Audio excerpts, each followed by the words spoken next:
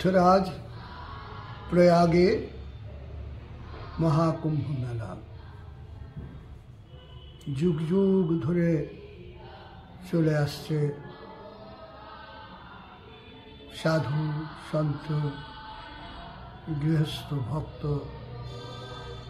समागम এই तीर्थराज प्रयागे।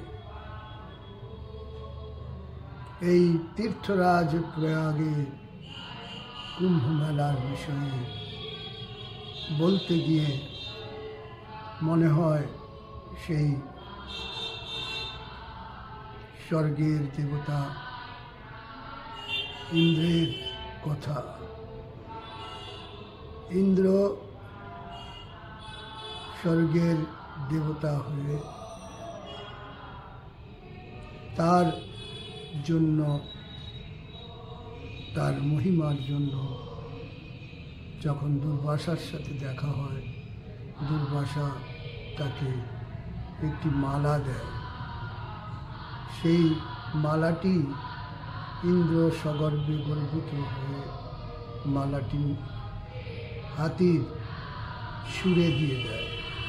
হাতি সেই মালাটি নিয়ে নিজের পায়ের নিচে যখন রগড়ে দেয়, তা দেখে দুর্বাসা কুপিত হয় এবং ইন্দ্রের মদমত্ততার জন্য ইন্দ্রকে অভিশাপ দেয় যে তুমি তোমার পদচ্যুত হবে।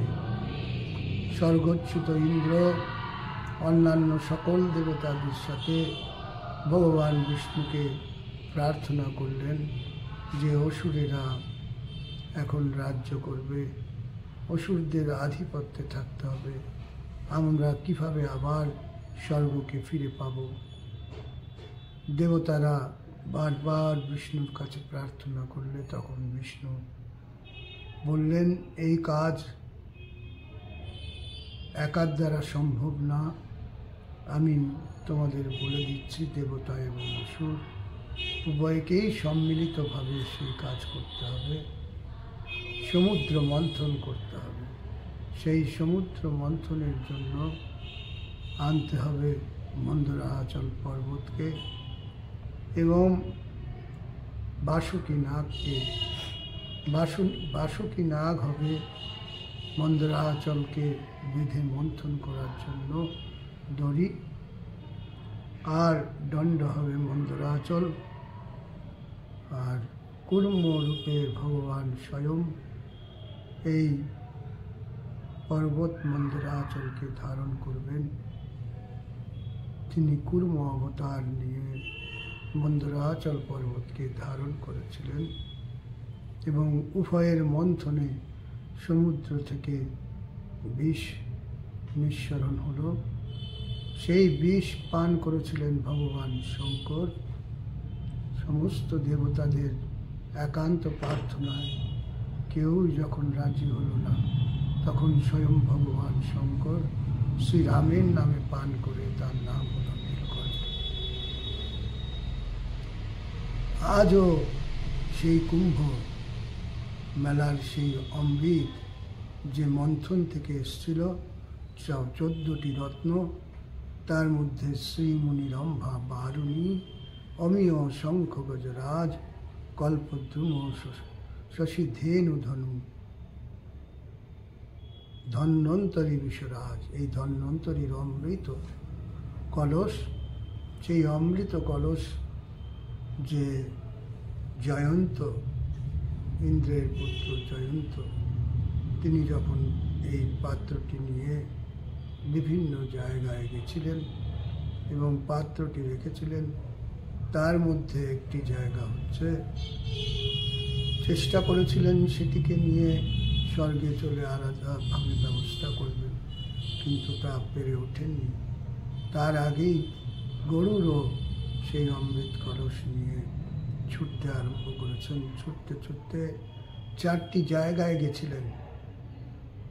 তার মধ্যে মহাকুম্ভ মেলার এই পবিত্র প্রয়াগরাজেও এই কুম্ভের পবিত্র অমৃত ভাণ্ডটি রাখা হয়েছিল।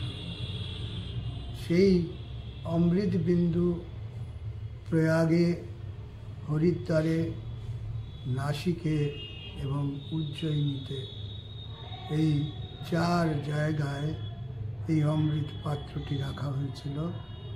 মধ্যে কিছুক্ষণের জন্য বৃন্দাবনেও রাখার কথা প্রসঙ্গ আসে, তার জন্য সেখানে বৈঠক হয়। এই কুম্ভের প্রসঙ্গে প্রয়াগের যে বর্তমান কুম্ভ মেলা, সেই কুম্ভ মেলা বিষয়ে শাস্ত্র প্রমাণ বলা হয়। মেষ রাশি গতে জীবে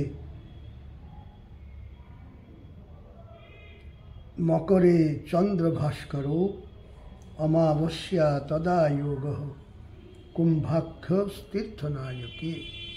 যখন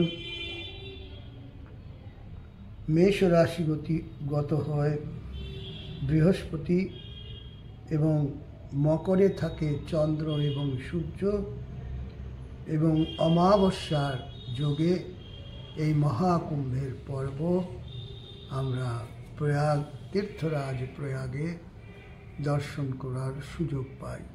সেখানে সারা পৃথিবীর সাধু সন্ত সমস্ত ব্রহ্মাণ্ডের সবাই একত্রিত হন এবং সেখানে শাস্ত্রের বিভিন্ন বিষয়ে শাস্ত্র চর্চা হয় এবং সাধু সন্তের পবিত্র উপাসনা পদ্ধতির দর্শন পাওয়ার সুযোগ হয়। সাধু সন্তের আশীর্বাদ সবার উপরে বর্ষিত হয়। সেই মেলাতে সবাই উপস্থিত থেকে অন্যান্য তীর্থ দর্শন করে স্নানাদি ক্রিয়া করে যেমন তারা পবিত্র হন, ঠিক সেই রকম সমস্ত ভক্ত স্নানাদি ক্রিয়া করে যেমন তারা পবিত্র হন, ঠিক সেই রকম সমস্ত ভক্তবৃন্দ গঙ্গা যমুনা সরস্বতীর এই ত্রিবেণী সঙ্গমে স্নান করেও ভক্তেরা সবাই নিজেকে ধন্য মনে করেন। আশা করি পৃথিবীতে এমন সুন্দর যোগে সময়ে সাধু সন্তের উপস্থিতিতে এই মেলা দর্শনের সুযোগ কোনো ভাগ্যবানেরই সম্ভব হয়। बोल वृंदावन बिहारी लाल की, तीर्थराज प्रयाग की जय। जय श्री राधे।